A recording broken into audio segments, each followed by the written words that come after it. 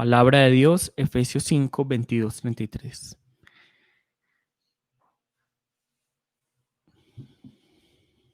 Listo, y nos dice así.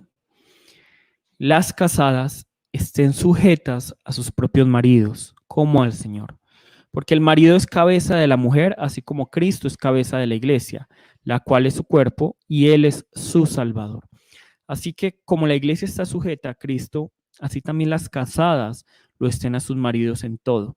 Maridos, amad a vuestras mujeres, así como Cristo amó a la iglesia y se entregó a sí mismo por ella, para santificarla, habiendo purificado en el lavamiento del agua por la palabra, a fin de presentársela a sí mismo una iglesia gloriosa, que no tuviese mancha ni arruga ni cosa semejante, sino que fuese santa y sin mancha. Así también los maridos deben amar a sus mujeres como a sus mismos cuerpos. El que ama a su mujer, a sí mismo se ama. Porque nadie aborreció jamás a su propia carne, sino la que sustenta y la cuida, como también Cristo a la iglesia, porque somos miembros de su cuerpo, de su carne y de sus huesos. Por esto dejará el hombre a su padre y a su madre y se unirá a su mujer, y los dos serán una sola carne. Grande es este misterio, mas yo digo esto respecto de Cristo y de la iglesia. Por lo demás, cada uno de vosotros ame también a su mujer como a sí mismo, y a la mujer, y la mujer respeta a su marido. Amén. Vamos a orar. Padre Dios, nos presentamos ante ti con un corazón sumamente agradecido por tu amor y por tu misericordia. Gracias, Señor, por permitirnos hoy estar ante ti escuchando esta palabra. Te pedimos, Señor, por aquellos que están escuchando esta transmisión en vivo y en directo y por aquellas personas que van a escucharlo posteriormente. Te pedimos por esas personas que están en tentación para ver si escuchan o no el culto, Señor. Ayúdanos a todos. Permítenos, Señor, en este tiempo escuchar tu palabra y escuchar esta palabra que es tan importante, tan relevante para la actualidad.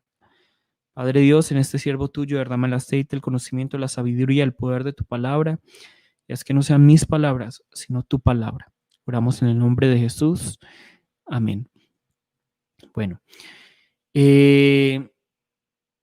ya llevamos varias semanas estudiando el libro de Efesios y creo que todos podemos coincidir que ha sido un libro espectacular, ¿cierto? El libro de Efesios ha sido espectacular.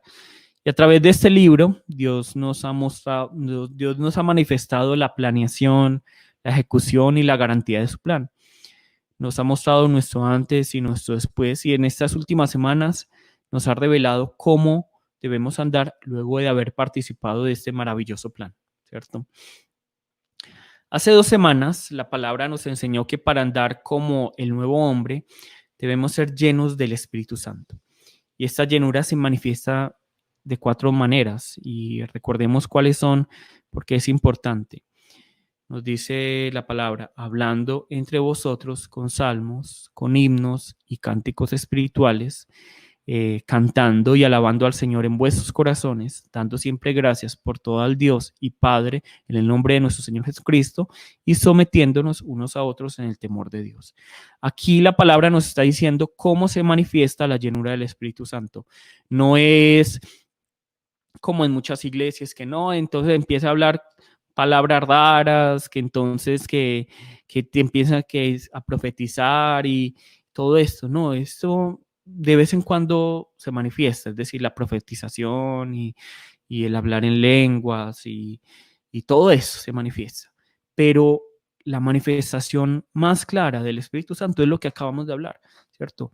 Hablando los unos con los otros, con estos cánticos, con estos salmos, adorando a Dios, dándole gracias en todo y por todo, ¿cierto? Y ante todo sometiéndonos los unos a los otros. Y miren que la palabra está diciendo muy claramente, sometiéndonos los unos a los otros. Es decir, que el someterse es de todos, no es solo de algunas personas, es de todos. Todos se tienen que someter. Yo me debo someter a ustedes, ustedes se tienen que someter a mí, todos debemos someternos los unos a los otros, ¿cierto? El esposo tiene que realmente de alguna manera someterse a su esposa y la esposa a su esposo, ¿cierto? Los hijos a los padres y los padres a los hijos, ¿cierto? El amo a sus esclavos y el esclavo a sus amos, ¿cierto? Ahorita vamos a explicar a qué se refiere esto. Pero es importante que entendamos esto. El sometimiento es de todos. Todos tenemos que someternos. ¿Listo? Entonces, entendemos esto muy bien en lo teórico, pero la práctica ha mostrado que erróneamente creemos que la llenura del Espíritu Santo se limita a algo individual. Es decir, es que yo soy lleno del Espíritu Santo. Y que el Espíritu Santo, la llenura del Espíritu Santo es algo entre Dios y cada uno de nosotros. Pero esto no es así. De hecho, la palabra nos ha abierto los ojos y nos ha revelado que la llenura del Espíritu Santo se tiene que entender sobre todo en la comunidad, ¿cierto? Se tiene que entender en mi relación con los otros. Pero aquí hay otro error en lo que podemos caer y es pensar que la llenura del Espíritu Santo solo se va a manifestar dentro de la iglesia, pero nada más apartado de la verdad. Como lo veremos el día de hoy, la llenura del Espíritu Santo no se va a limitar a la iglesia, sino que se debe manifestar en todas las áreas de nuestra vida, ¿cierto? En todas las áreas, en todas. Y especialmente nos va a decir hoy la palabra, se tiene que manifestar en la familia y también se tiene que manifestar en el trabajo, ¿cierto? Pero se tiene que manifestar en la familia. La llenura del Espíritu Santo se manifiesta en la familia. Y es que, ¿dónde se califica primero la llenura del Espíritu Santo? No es en la iglesia. Antes que en la iglesia es en la familia. Y dentro de la familia es sobre todo en la relación entre esposo y esposa. Entonces, la calificación más exacta acerca de la llenura del Espíritu Santo de cada uno, no me la pregunten a mí. De pronto yo puedo decir, bueno, yo veo esto, o de pronto un líder va a decir, yo veo esto, pero esa no va a ser la calificación más clara. La calificación más clara de si ustedes son llenos del Espíritu Santo la pueden encontrar en su familia, ¿cierto? Porque es ahí donde ustedes dedican más tiempo, donde ustedes manifiestan quiénes son realmente ustedes, ¿cierto? Si ustedes quieren saber si soy lleno del Espíritu Santo, ustedes le tienen que preguntar eso a mi esposa, le tienen que preguntar a Sara, le tienen que preguntar a mi papá, le tienen que preguntar a mi hermano, le tienen que preguntar a Giol, ¿cierto? Le tienen que preguntar a él. A ellos tienen que ver. ¿Por qué? Porque yo dedico más tiempo con ellos. Ellos son los que me ven más íntimamente. Ellos son los que me ven. Ellos son los que conocen mi desorden de mi vida y mi orden de vida. Ellos son los que conocen cómo vivo yo. De la misma manera, la mejor calificación, la calificación más exacta para saber si somos llenos del Espíritu Santo, si realmente estamos adorando a Dios, si estamos viviendo según los caminos del Señor, si estamos sometiéndonos, si damos gracias en todo, es la familia, ¿cierto? Es la familia. Porque todos hemos escuchado esa frase que dice que es candil o luz en la calle y oscuridad en la casa. Y esto es una realidad, porque el hombre que parece virtuoso en su trabajo puede ser alguien que maltrata a su esposa en la casa, ¿sí o no? La mujer que parece devota en la iglesia puede ser la que critica y chismosa de todos en su hogar, ¿cierto? Y puede ser la que parece más orando y enseñando en la iglesia, ¿cierto? El padre que afuera parece ser paciente, amoroso, puede ser el que abusa a los hijos en la casa. Los hijos que parecen ángeles en la calle, ¿cierto? Pueden parecer demonios en la casa. Entonces es finalmente en el hogar, en la intimidad, donde cada uno muestra su lado más oscuro, ¿cierto? Y es por eso que es el lugar donde se califica de manera más exacta quiénes somos. Nosotros tenemos que darnos cuenta, y este tema parece muy mundano, parece ética y moral, pero no es así. Y de hecho, miren que la palabra nos trajo el día de hoy a este tema y como la palabra nos trajo aquí, nosotros no podemos saltarnos este tema. A Dios le importa la familia y mucho, le importa mucho la familia. Y es por esa razón que vemos que en esta sección de Efesios se nos va a hablar acerca de un ámbito familiar, ¿cierto? Se nos va a hablar de Efesios 5, 22 al 33, se los vamos a mostrar acá. Efesios 5, 22 al 33, nos va a hablar de la relación esposo y esposa. Y hoy vamos a hablar de esto y entonces algunos van a decir, pero yo no estoy casado, o, pero yo ya me casé, ¿cierto? No, o yo ya estoy en la tercera edad, entonces yo ya no me casé, o pues yo ya pasé por eso. No, a esto debemos ponerle mucha atención los que no están casados para ver qué tipo de esposo o esposa tienen que buscar. Los que ya están casados para poner en acción lo que hoy vamos a aprender. Y los que ya pasaron por esto para enseñar a las futuras generaciones cómo debe ser la relación esposo y esposa. Listo. Luego vemos en Efesios 6, 1, 4, la relación padre e hijos, ¿cierto? Y en Efesios 6, 5, 9 vemos la relación amo y esclavo. Esto nos impacta porque nosotros no estamos a favor de la esclavitud y la palabra tampoco lo está, ¿cierto? La palabra no está a favor de la esclavitud y nos tiene que quedar muy claro, pero era la costumbre de esa época, ¿cierto? Era la costumbre de esa época y luego vamos a entender por qué Pablo está hablando de esclavo y no está diciendo luchen en contra de la esclavitud, ¿por qué no lo está haciendo? Luego lo vamos a ver, pero lo que debemos entender es que el esclavo era parte de la familia, entonces por eso es que se habla aquí. Pero nosotros, para ponerlo en nuestro contexto, debemos entender lo que es el lugar laboral, ¿cierto? Entonces se nos está hablando, digamos, esposo, esposa, padre, hijo, y él, digamos, el gerente de cada uno de ustedes, el jefe de cada uno, y uno como trabajador de una empresa. ¿Listo? Entonces, la palabra sí nos habla de que debemos ser llenos del Espíritu Santo, no solo en la iglesia, sino también en la familia y también en nuestros trabajos, en nuestra sociedad. ¿Listo? Y como les dije, el tema de hoy es fundamental. Para los que son solteros, busquen a una persona según lo que hoy vamos a enseñar. Para los que ya están casados, pongan en acción lo que hoy vamos a aprender. Y para los que ya vivieron esto, enseñen a las futuras generaciones cómo se debe vivir. Porque nosotros creemos saber, pero no sabemos. ¿Listo?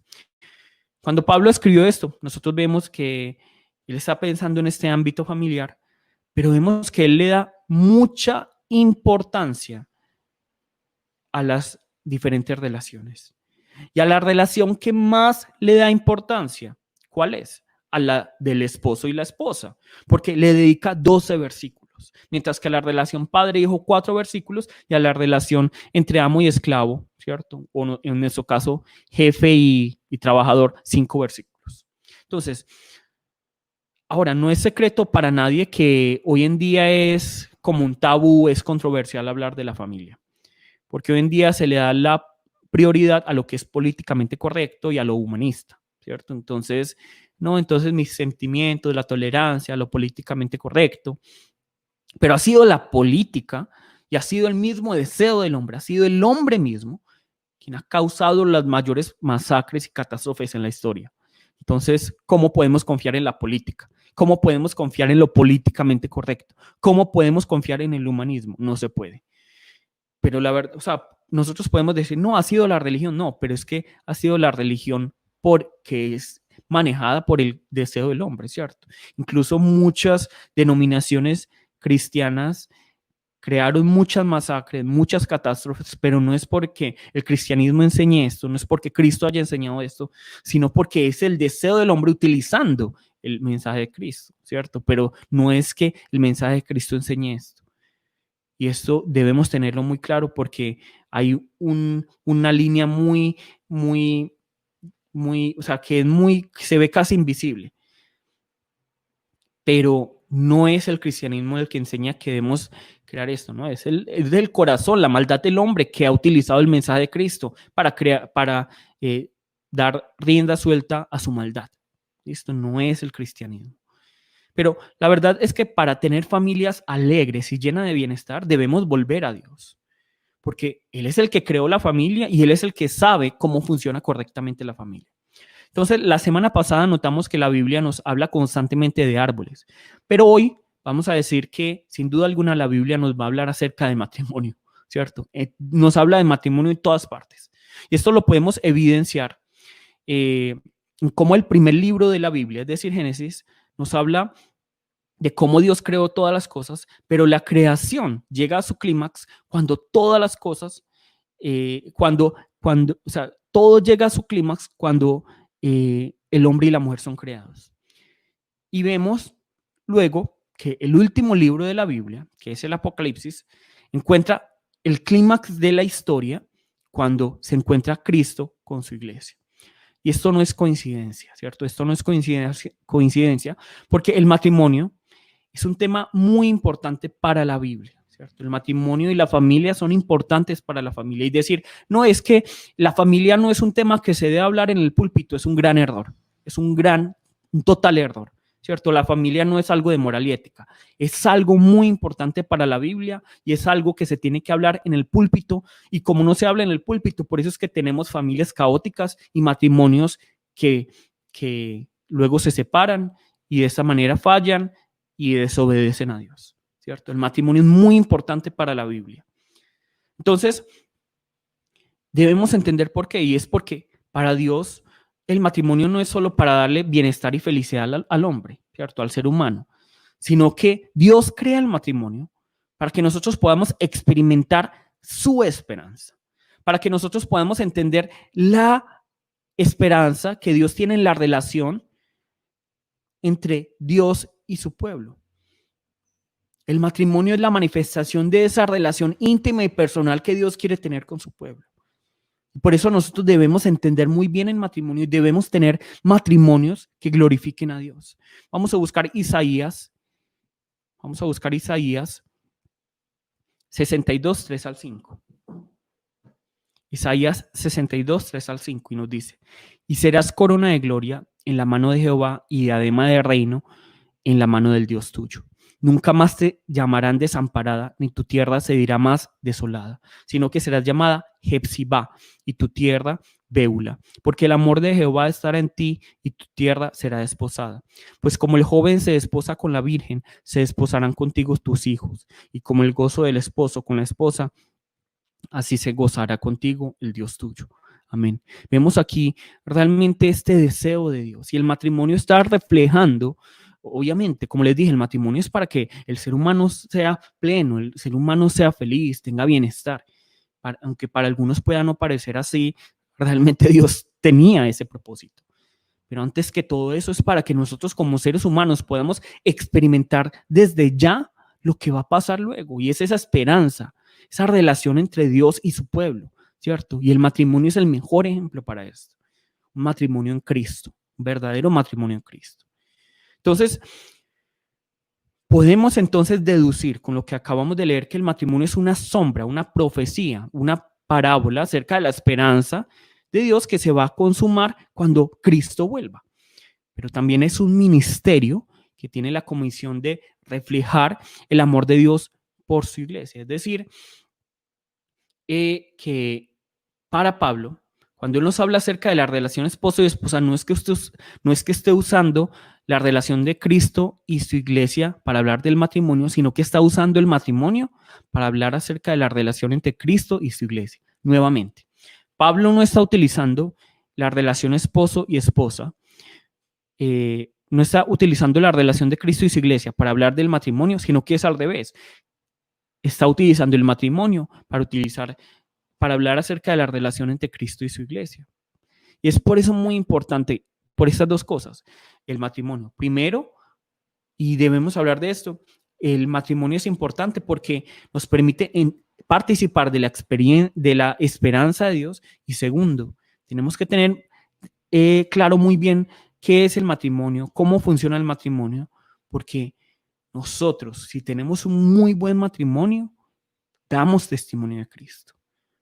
Cuando nosotros tenemos un matrimonio según la palabra de Dios, damos testimonio de Cristo y manifestamos el amor que Cristo tiene por su iglesia y la sujeción que la iglesia tiene hacia Cristo. Y entendemos muy bien esto. Y no hay nada más hermoso que un buen matrimonio. ¿Listo? Por eso pónganle mucha atención hoy los solteros. Vamos a buscar Efesios 5, 31, 32, ¿cierto? Y la palabra nos dice esto: por esto dejará el hombre a su padre y a su madre y se unirá a su mujer, y los dos serán una sola carne. Grande es este misterio, mas yo digo esto respecto de Cristo y de la iglesia. Miren que la palabra no está diciendo aquí, mas yo digo esto del esposo y de la esposa. No, Pablo nos está hablando de la relación entre Cristo y la iglesia cuando nos habla del matrimonio. Porque el matrimonio habla acerca de la relación entre Cristo y de la iglesia, no es solo acerca de la felicidad del hombre, es acerca de la relación entre Cristo y su iglesia. ¿Listo? Entonces, por eso, como cristianos debemos volver al diseño original para el matrimonio, algo que se ha perdido y algo que está poniéndose en riesgo por todos estos movimientos que están naciendo, ¿cierto? Por todos estos movimientos. por el machismo, por el feminismo radical. ¿Listo? Y también por otros movimientos.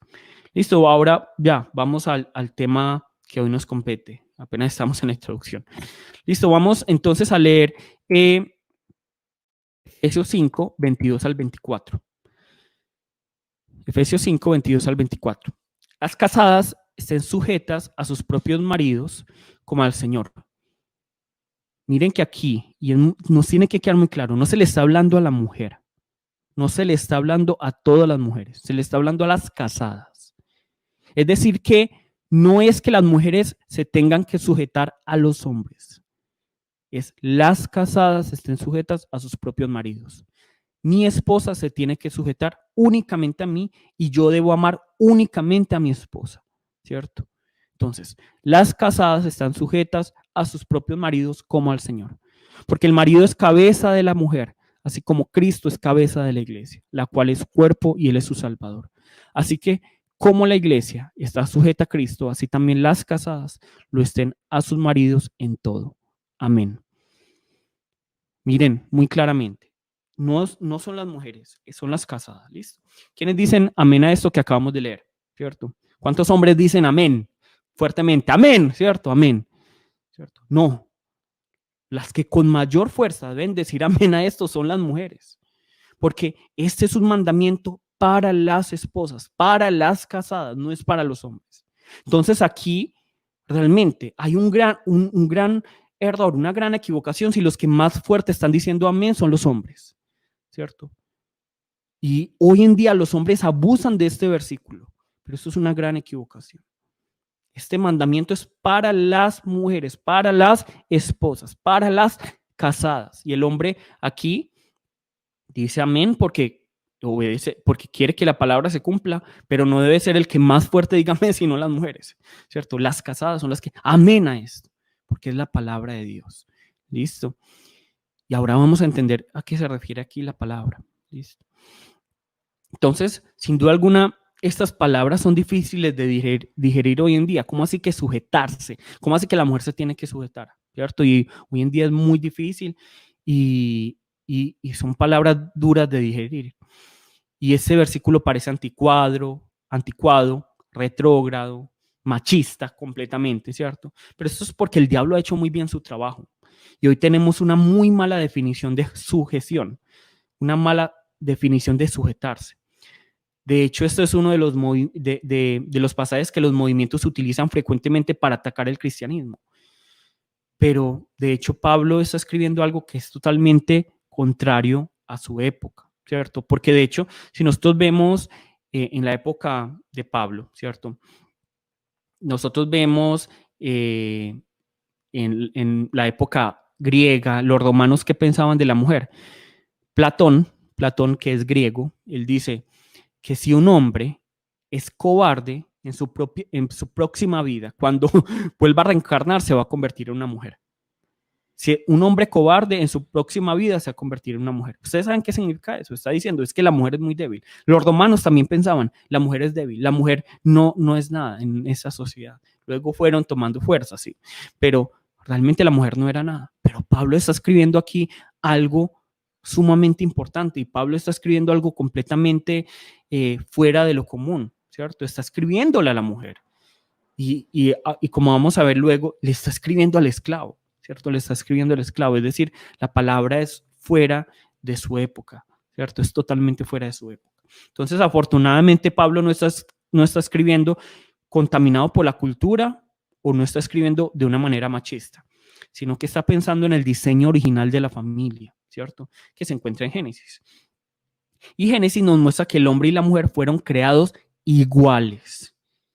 Dios creó a los hombres y a las mujeres iguales. Dios no creó a uno superior que al otro o al uno inferior que al otro. Dios los creó iguales, pero con roles diferentes dentro de la familia, ¿cierto? Y esto es lo más lógico que puede ocurrir. Si tienen roles iguales, chocan. En una empresa no todos pueden tener roles iguales. Tiene que haber un jefe y deben haber unos trabajadores, ¿sí o no?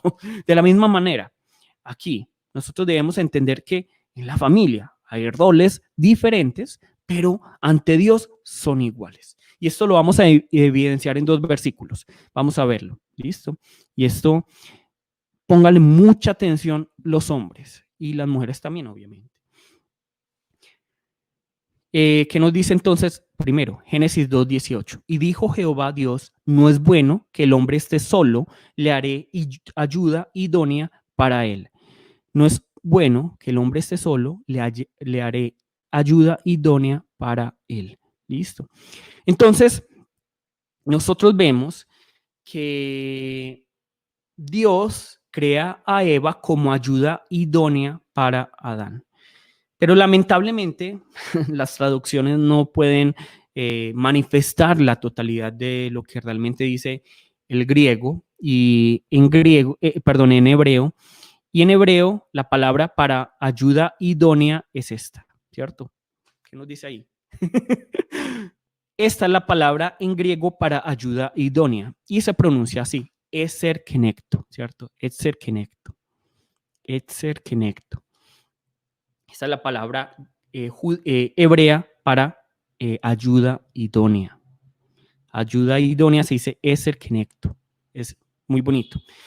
Y la palabra etzer, ¿cierto? La palabra etzer significa ayuda, pero no es una ayuda prescindible. Es decir, no es una ayuda como la de un asistente. Es decir, Dios no crea a la mujer como un asistente, sino que cuando nosotros vemos la palabra etzer, es una ayuda imprescindible, ¿cierto? Es una ayuda que es totalmente necesaria.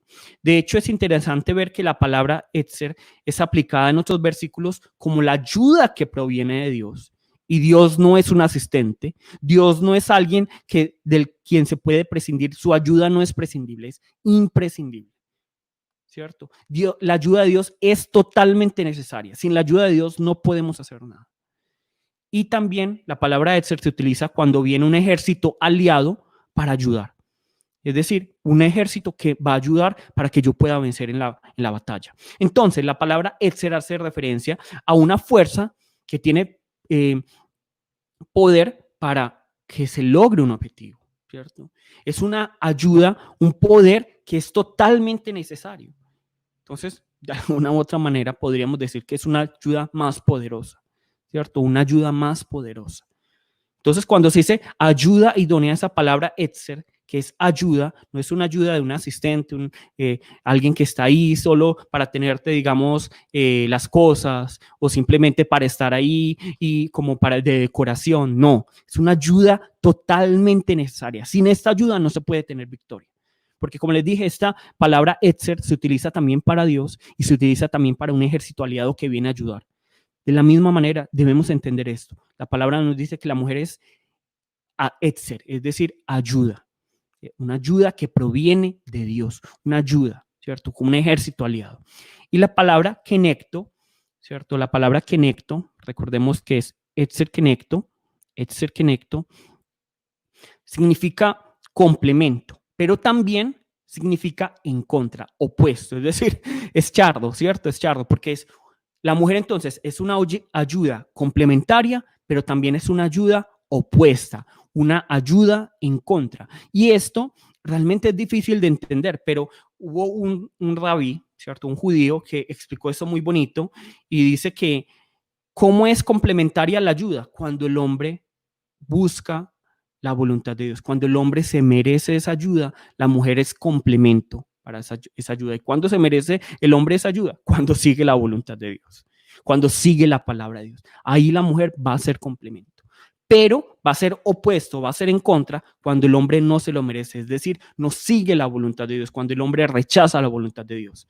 Es decir, para que entendamos bien, la mujer va a ser ayuda, es decir, la mujer va a impulsar cuando el hombre esté realizando la voluntad de Dios, pero la mujer va a decir, esto no es lo correcto cuando el hombre no cumple la voluntad de Dios.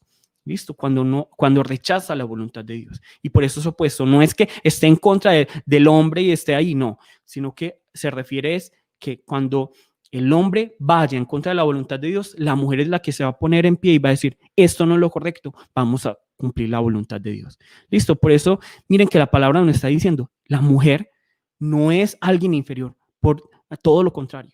La palabra de Dios, y en esta época, donde la mujer era menospreciada, la palabra de Dios está diciendo, esto está mucho más adelantado que cualquier movimiento que hay en esa época, que hay en esta época, ¿cierto? Está diciendo, la mujer es ayuda idónea, una ayuda imprescindible, una ayuda totalmente necesaria, una fuerza que necesita el hombre para poder avanzar. Y si el hombre no está dispuesto a cumplir la voluntad de Dios, la mujer va a estar ahí para decirle, este no es el camino. ¿Listo? Y ahora otro versículo que nos va a ayudar a entender que para Dios la mujer y el hombre son iguales y los creó igual, es esto. Génesis 2:23. Génesis 2:23 nos dice así. Dijo entonces Adán, esto es ahora huesos de mis huesos y carne de mi carne. Esta será llamada varona porque el varón fue tomada. Entonces miren que Pablo no está diciendo aquí, perdón, es que Pablo, la palabra no está diciendo aquí, es que miren, Adán no está diciendo aquí, mira, este es accesorio de mi hueso, este es hierbo de mi carne. No está diciendo esto Pablo, Adán no está diciendo, este es accesorio de mi hueso, este es hierbo de mi carne. No, él está diciendo, esta mujer, el hueso de mis huesos, es igual a mí. Esta mujer es carne de mi carne, es igual a mí. Es totalmente igual a mí. Es totalmente igual a mí. Adán no está diciendo, esta es menos que yo. Ella no está diciendo, ella es un accesorio, está diciendo, es igual a mí, totalmente igual a mí, porque es hueso de mis huesos y carne de mi carne. ¿Listo?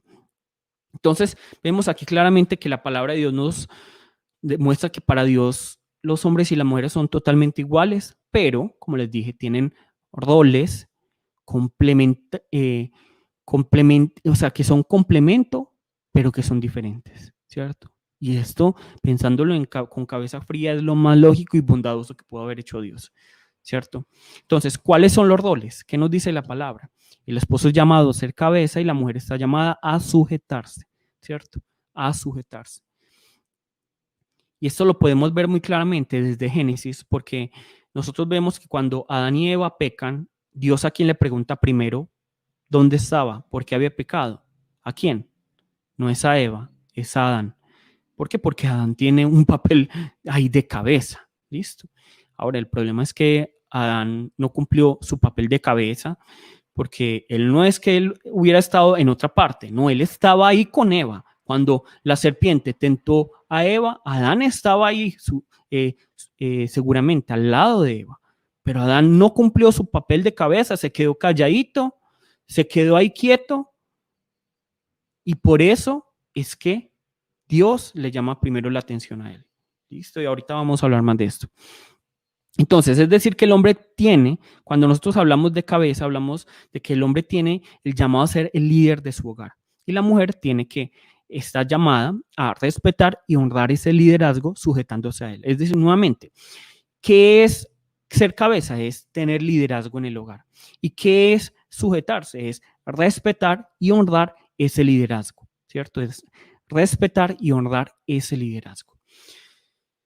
Pero eso le tiene que quedar muy claro a los esposos, ¿cierto? Y es que no es tarea del esposo exigir la sujeción de la esposa.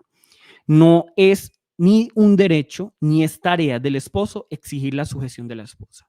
Porque finalmente la sujeción, porque nos dice aquí la palabra, finalmente la sujeción no es por el esposo, sino por Cristo. Por eso la palabra nos dice aquí muy claramente, veámoslo aquí, la palabra nos dice aquí muy claramente,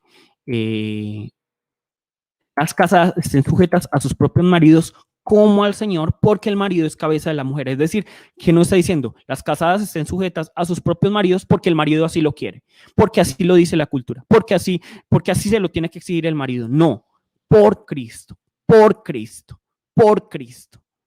Entonces no es el esposo, y espero que ninguno de los esposos de nuestra iglesia esté haciendo esto, pero el esposo no tiene derecho y no es su tarea decirle, usted se tiene que sujetar a mí, usted se tiene que sujetar, usted me tiene que obedecer. Eso es un abuso y eso es un pecado y va en contra de la palabra.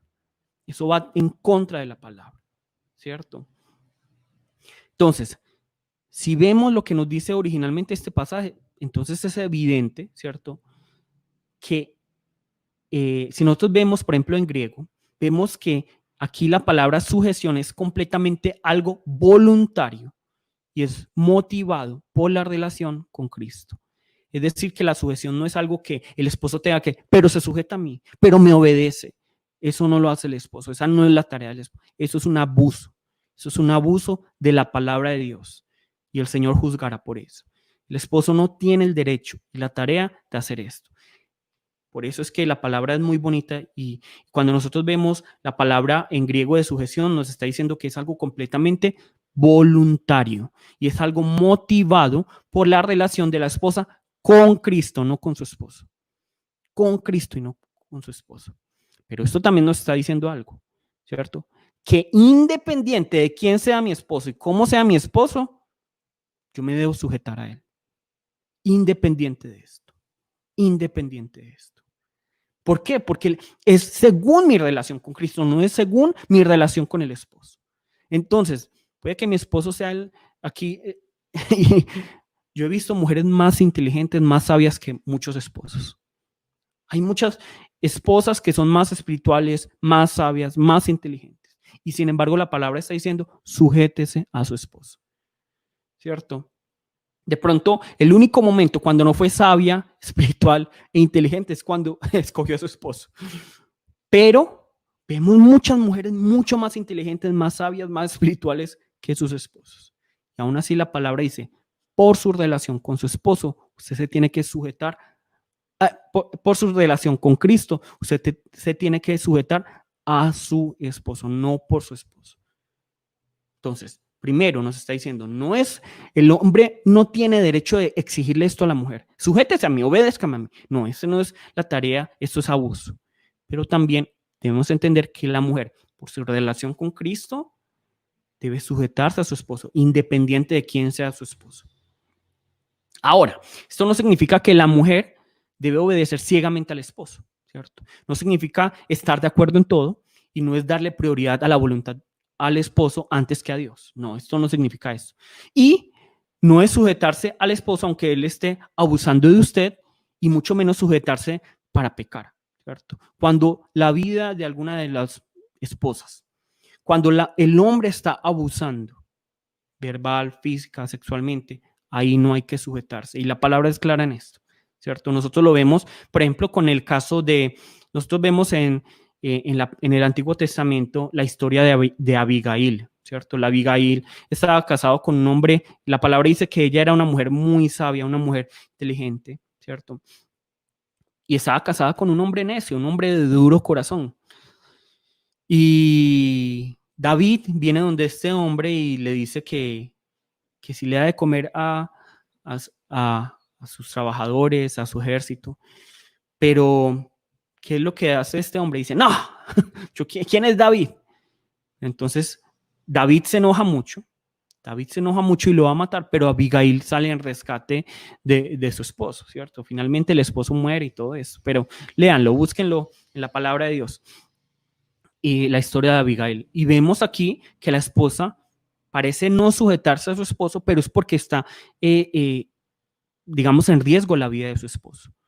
Porque si seguramente Abigail le hubiera dicho a su esposo como era necio y duro de corazón, hubiera dicho, no vayas y digan nada, no, pero Abigail sale en rescate de su esposo. De la misma manera, nosotros tenemos que entender que la mujer se tiene que sujetar a su esposo, pero no en momentos críticos, por ejemplo, si está en riesgo mi familia, si digamos mi esposo está borracho, está drogado, si mi esposo está violentando a mis hijos, ahí digamos si mi esposo está diciendo, tráigame que la correa para, venga, yo les voy a dar, voy a maltratar a mis niños, a estos hijos, venga, eso no, y la palabra es clara en esto, ¿cierto? Primero la vida y ahí no hay sujeción. O también, por ejemplo, que el esposo esté diciendo, bueno, mujer, vas a venderte a este hombre, vamos a ganar dinero, a eso no hay que sujetarse, ¿cierto? Hay que hacerlo con sabiduría, pero en lo demás, sí, ¿listo? En lo demás, sí. Entonces, en lo práctico, ¿cómo podríamos verlo? Es cuando haya que tomar decisiones importantes, ¿cierto? hay que discutirlo y un esposo amoroso va a discutirlo con la esposa. Pero finalmente la decisión de quién va a ser, la autoridad va a ser del esposo. O también cuando se tiene la oportunidad de hablar mal del esposo, de denigrar del esposo, no se hace. ¿Por qué? Porque es un sujetarse y un respetar, como lo dice la palabra. Listo, ahora vamos al esposo, que esto es más, como es más para mí, tengo más para hablar, ¿cierto? Listo. Vamos entonces a Efesios 5.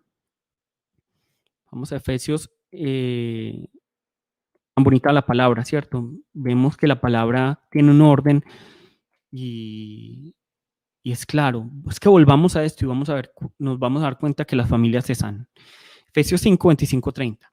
Maridos, amad a vuestras mujeres así como Cristo amó a la iglesia y se entregó a sí mismo por ella, para santificarla, habiéndola purificado por el lavamiento del agua por la palabra, a fin de presentársela a sí mismo, una iglesia gloriosa, que no tuviese mancha ni arruga ni cosa semejante, sino que fuese santa y sin mancha. Así también los maridos deben amar a sus mujeres como a sus mismos cuerpos. El que ama a su mujer a sí mismo se ama, porque nadie aborreció jamás a su propia carne, sino que la sustenta y la cuida, como también Cristo a la iglesia, porque somos miembros de su cuerpo, de su carne y de sus huesos. Amén, ¿cierto? Ahora, ¿cuántas mujeres dicen esto amén fuerte? ¿Cuántas mujeres dicen amén a esto?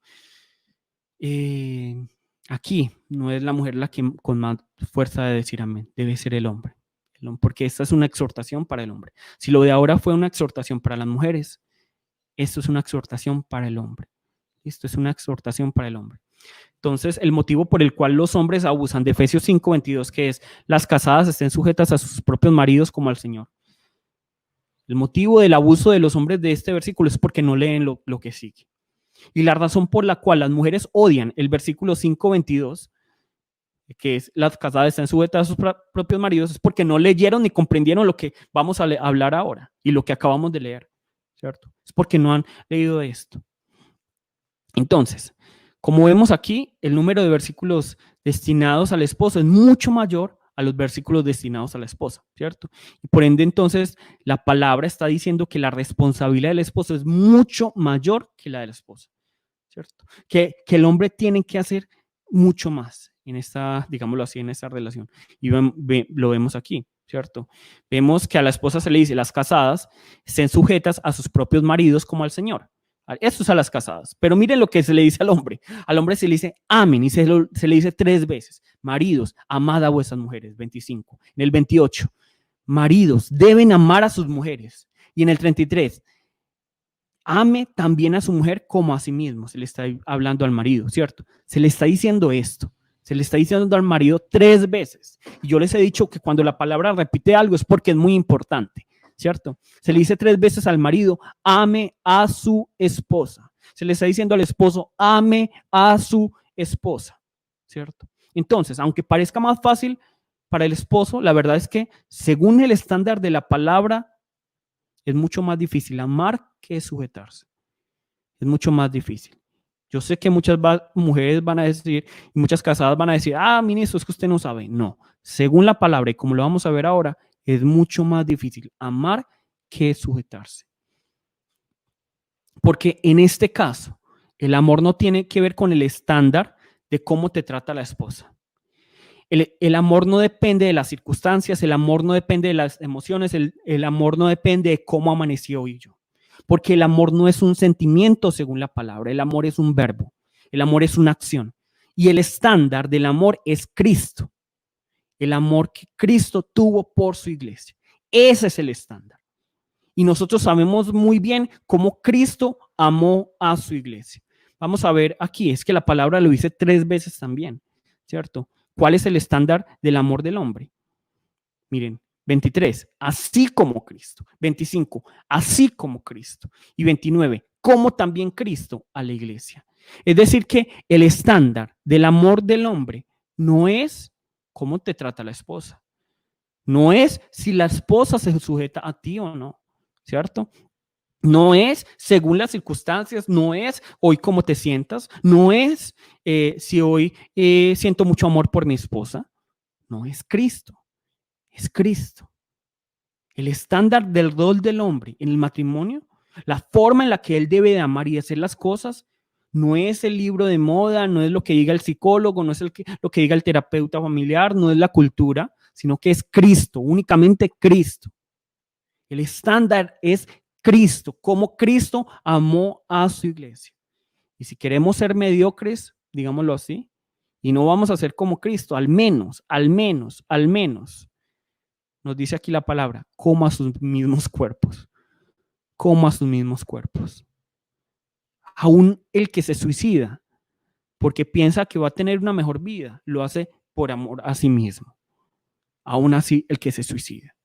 Es que yo ya estoy cansado, tengo una mejor vida, va a ser mejor cuando me mate por su propio cuerpo. Pero nosotros no somos mediocres.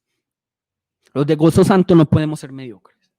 Y nuestro único estándar como esposos, como casados, debe ser Cristo. Entonces, la forma en que Cristo amó y sirvió y entregó su vida por su iglesia debe ser la forma en que el esposo debe tratar a la esposa. El hombre tiene que hacer que la esposa se sujete a él. Nosotros debemos hacer que la esposa se sujete a él, a nosotros. Debemos hacer que la esposa se sujete a nosotros, pero no a través del abuso, no es a través de voy a recitarte todos los días lo que debes hacer, mujer, que debes sujetarte a mí. No es poner en la sala de la casa, casadas, sujétense a sus esposos, no. Y mucho menos es a los golpes o a los insultos, es a través del amor. Eso es porque el amor produce naturalmente sujeción. El amor produce obediencia, el amor produce respeto. Y es que el modelo de esto es Cristo. Cristo no abusó de su iglesia. Y Cristo no abusa de su iglesia. Cristo no impuso su voluntad. Cristo no trata a su iglesia a los golpes, sino que se entregó a sí mismo por ella. Y de esta manera nos enamoró a nosotros, nos atrajo y nos sujetó a él. Cuando uno experimenta el amor de Cristo, no queda nada más que rendirle la vida. Cuando el esposo ama a su esposa, a la esposa le queda más fácilmente sujetarse a él. Y es una sujeción, como les dije, voluntaria. Voluntaria. Entonces, miren eso que les voy a decir a los hombres. Esto es muy importante. Si para la mujer es una carga sujetarse a ustedes, si para la mujer es una carga sujetarse al esposo, es porque al esposo le falta amor por la esposa. Le falta amor. Le falta amor. El hombre debe amar a su esposa, como sea la esposa. El hombre, la palabra no está diciendo, es que si su esposa es una gran esposa, si su esposa se sujeta a usted. No, porque por Cristo, porque el estándar no de la esposa es Cristo. Así como el estándar para que la mujer se sujete es Cristo, el estándar para que el hombre ame es Cristo.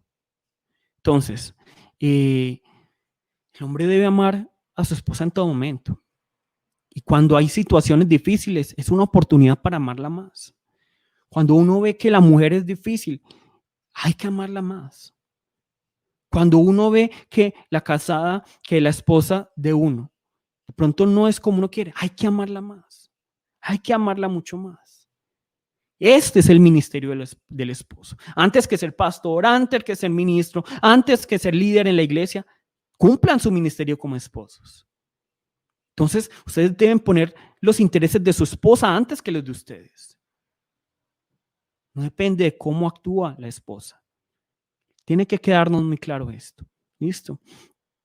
El diablo hizo que el esposo y la esposa se conviertan en enemigos. Y ciertamente el feminismo radical y el machismo han sido victorias para el enemigo sobre las familias. Pero la forma en que nosotros podemos quitar estas barreras, ¿cierto? Es mostrándole al mundo que el matrimonio cristiano es diferente. Y para esto, el esposo debe amar a la esposa y la esposa debe sujetarse a su esposo. Porque finalmente es al esposo. Y escuchen muy bien esto los esposos. Y si la esposa ve al esposo y si está durmiendo el esposo, zarandeo, que ya casi terminamos el culto. Pero esto es importante. A quien le va a pedir cuentas, Dios, por la familia, no es a la esposa y a los hijos, independiente de cómo sean ellas. Y obviamente la esposa va a rendirle cuentas a Dios si se sujeta a su esposo o no. Y los hijos van a darle cuenta a Dios si honran a sus padres o no. Sí, eso es. Pero a quien Dios le va a pedir cuentas, finalmente es al esposo. Porque como les dije ahora, es interesante ver que cuando Adán y Eva pecaron, a pesar de que Dios sabía que fue Eva la primera que pecó, a pesar de que Dios sabía que Eva fue la primera que había tomado el fruto, Dios le pregunta a Adán primero: Adán, ¿dónde estás? Adán, ¿qué fue lo que ocurrió? No a Eva. Eso es porque Adán era la cabeza. Adán era la cabeza. Pero Adán, que estuvo allí, estuvo ahí quieto, sin cumplir su tarea de cabeza, se quedó quieto, callado, vio cómo la serpiente hacía sus cosas. Cuando él debió haber, serpiente, no es así. Cuando él debió haber dicho, Eva, no debes tomar de este fruto. Dios dijo que no. No, él se quedó callado, él se quedó quieto. Y ese es el mayor problema de hoy en día. Los hombres estamos quietos, callados y no estamos proveyendo lo que realmente debemos proveer, que es la palabra de Dios, que es Dios, que es la presencia de Dios, que es la autoridad de Dios, que es la paz de Dios. Eso es lo que debemos proveer. Entonces, si el Señor viene a nuestras casas y ve desorden espiritual, ¿ustedes creen que le va a preguntar a sus hijos o a la esposa? No, él le va a preguntar a la cabeza. La cabeza es el esposo. Entonces es totalmente real, porque nosotros como esposos podemos exigir, yo soy la cabeza, sujétese a mí, yo soy la cabeza. Pero es real esa frase de Spider-Man, con un gran poder viene una gran responsabilidad. No es solo ser cabeza. La cabeza no está para adornar ni para ser servida, sino para proveer. Pero no materialmente, porque estamos en una época donde la mujer puede ganar mucha más plata que el hombre. Y eso no está mal. Y no es antibíblico, porque la palabra nunca dice el hombre tiene que ganar más plata que la mujer. Nunca dice eso. Pero lo que sí nos dice la palabra es que el hombre tiene que proveer algo. Y es el alimento espiritual, es el amor, es la paz. El hombre es quien tiene que ser la cabeza espiritual del hogar. El hombre es quien tiene que estar dando la palabra. Esa es la tarea del hombre. Y hay veces, sí, ya para que terminemos, y de pronto nos extendimos mucho, pero es un tema muy importante y en la iglesia no lo habíamos hablado mucho, pero es importante que entendamos esto y hay mucho para hablar acerca de esto y mucho más, pero hay familias muy caóticas y hay que hablar de esto y la palabra hoy, gracias a Dios, nos trajo a esto. Pero hay muchas veces, es verdad, que el esposo o la esposa pueden parecer enemigos, ¿sí o no? Pueden ser peor que un enemigo. Pero la palabra es muy clara. La palabra es muy clara con esto. Amad a vuestros enemigos, bendecid a los que os maldicen, haced bien a los que os aborrecen y orad por los que os ultrajan y os persiguen, para que seáis hijos de vuestro Padre que está en los cielos, que hace salir su sol sobre malos y buenos y que hace llover sobre justos e injustos. Porque si amáis a los que os aman, ¿qué recompensa tendréis? ¿Que hacen también los mismos? ¿No hacen también lo mismo los publicanos? Y si saludáis a vuestros hermanos solamente, ¿qué hacéis de más? ¿No hacen también así los gentiles? Amén. Es muy fácil amar a la esposa cuando te trata bien, ¿cierto? Es muy fácil amar al esposo cuando te trae las flores, ¿cierto? Es muy fácil. Todo esto es muy fácil. Pero es fácil amar al esposo o a la esposa cuando te tratan como no lo deseas. Ya el último pasaje que vamos a leer hoy, miren lo que nos dice. Y eso es para el esposo. Eso es para el esposo. Miren que la palabra dice en el versículo 26 lo que hizo Cristo por su iglesia. Entonces nos dice así, 25, se entregó a sí mismo por ella, nos dice la palabra. ¿Para qué? Para santificarla, habiéndola purificado en el lavamiento del agua por la palabra, a fin de presentársela a sí mismo una iglesia gloriosa, que no tuviese mancha ni arruga, ni cosa semejante, sino que fuese santa y sin mancha. Eso es lo que el hombre debe de hacer. Eso es lo que el hombre debe de hacer. Eso es lo que el esposo debe de hacer. Da mucha rabia, sí. Da mucha rabia totalmente. ¿Por qué le toca al hombre? Sí, aquí los que salieron trasquilados fueron los hombres. Claro, todos los hombres, claro, la mujer se tiene que sujetar, pero salimos asquilados aquí todos los hombres. Y este es un llamado de atención para los esposos. Aquí la palabra nos está diciendo, cuando la casada se presenta a usted con sus debilidades, con sus problemas, ¿qué es lo que debe? Entregue su vida, ame más, sométase más usted, póstrese más, arrodíllese más, ore más, muéstrele la palabra. Eso es lo que tiene que hacer el esposo, así como lo hizo Cristo con nosotros. Y finalmente, la palabra nos está poniendo aquí muy claramente que la esposa se sujeta al esposo y el esposo ama a la esposa por su relación con Cristo. Por eso, hoy quiero invitar a todos los casados, pongan su atención en Cristo, no en cómo es su esposo o su esposa, no es cómo es su esposo o su esposa, pongan su atención en Cristo, pongan su atención en Cristo. Y los que no están casados, a las mujeres, a las hermosas mujeres de nuestra iglesia, yo les digo, busquen un hombre al cual ustedes puedan sujetarse. Busquen un hombre al cual ustedes puedan sujetarse. ¿Pero cómo? Porque ese hombre las ama así como Cristo amó su iglesia. Y hombres, jóvenes, busquen a una mujer a la que ustedes puedan amar y pueda sujetarse a ustedes. ¿Pero cómo? Como Cristo amó su iglesia. Eso es una invitación muy importante. Muy importante. Listo. Luego podemos hablar más de esto. Es un tema muy interesante, un tema muy importante, como no se habla mucho en las iglesias, por eso es que tenemos matrimonios caóticos. Pero, nuevamente, esposas, sujétense a sus esposos, esposos, amen a sus esposas. ¿Qué es más fácil? Sujetarse. ¿Qué es más difícil? Amar. Y la palabra por eso dedica más tiempo al esposo. Esposos, y se los digo yo como esposo, amen a sus esposas. No importa cómo sean las esposas, amen a sus esposas. Denle prioridad a sus esposas. En la iglesia, ustedes no pueden saber si son llenos del Espíritu Santo, es en el hogar. Listo. Vamos a llamar el nombre de nuestro Señor y el día de hoy vamos a orar por las familias. Vamos a orar por las familias, vamos a orar por nuestros matrimonios. Hijos, oren por el matrimonio de sus padres. Los que están solteros, oren, Señor, por favor, haz que yo pueda tener un matrimonio que te glorifique, que yo pueda tener una esposa que yo pueda amar y se sujete a mí.